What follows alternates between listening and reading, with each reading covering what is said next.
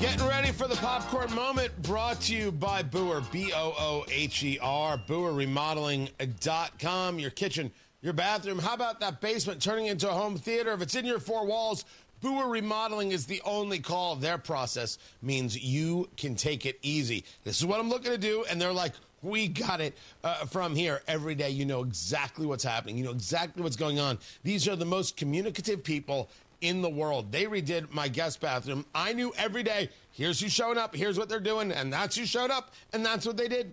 It was kind of incredible. Right down to the letter, exactly as the schedule played out, man. No stress, and no stress is good.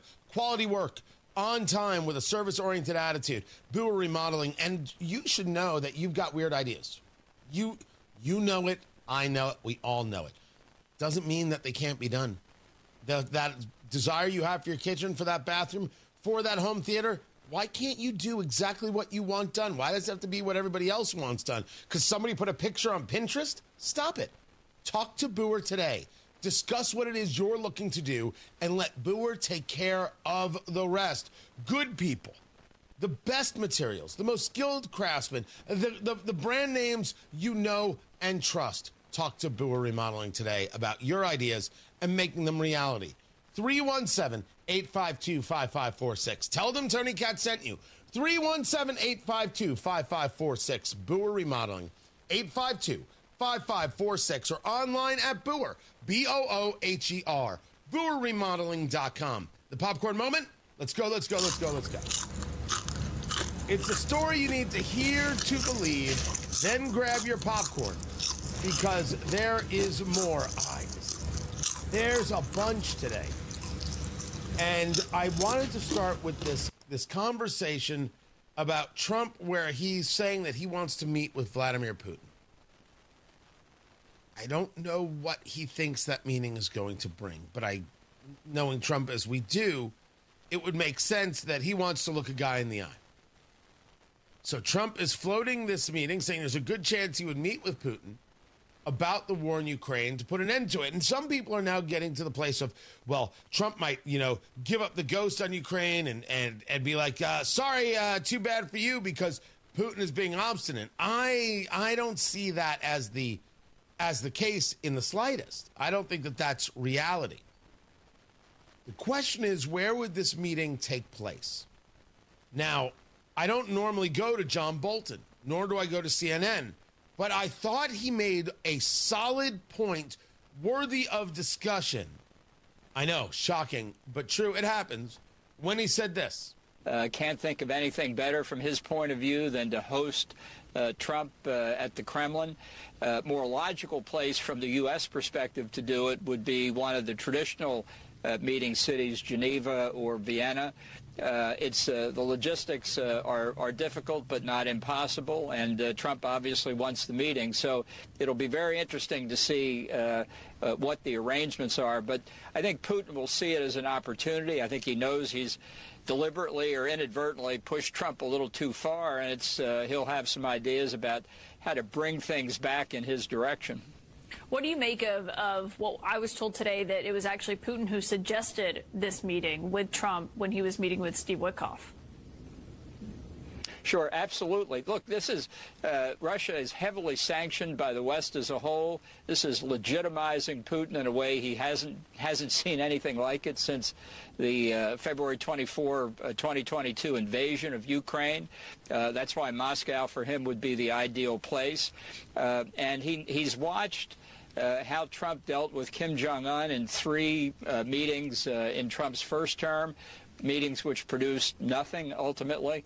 But he sees this as a real opportunity. Putin does believe, I think, that he can still work his KGB training on Trump, knowing, as I say, that one way or another, deliberately or not, he's pushed Trump a little bit beyond the envelope, and he's going to try and rectify that and also play a larger game with the sanctions against India for purchasing Russian oil, with the China question up in the air.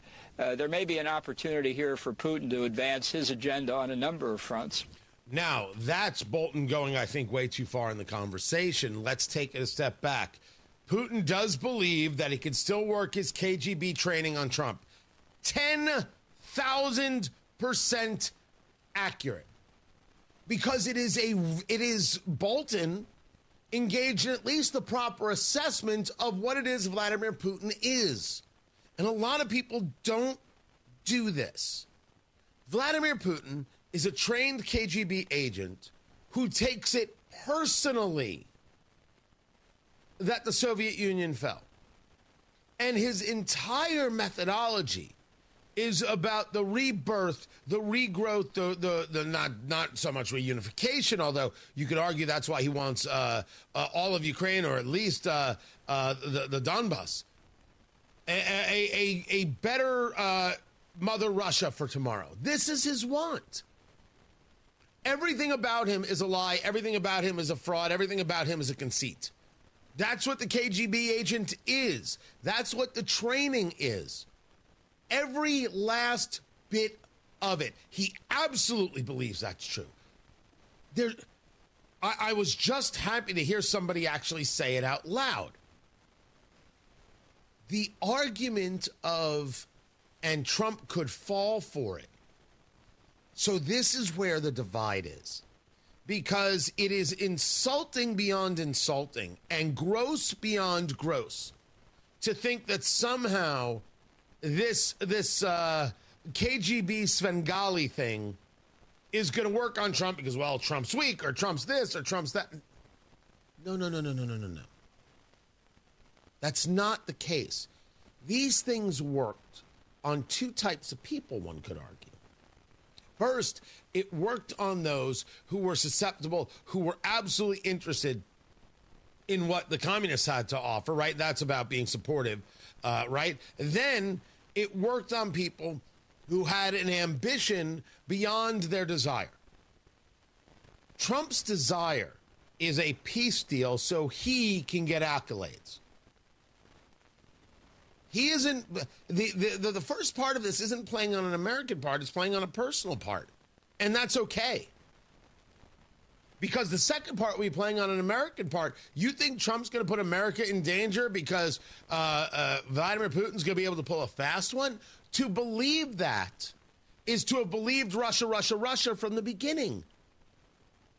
That only works if Russia has more power and if there's more pressure at play, if there's something extracted that Trump thinks is more valuable than his own reputation at home.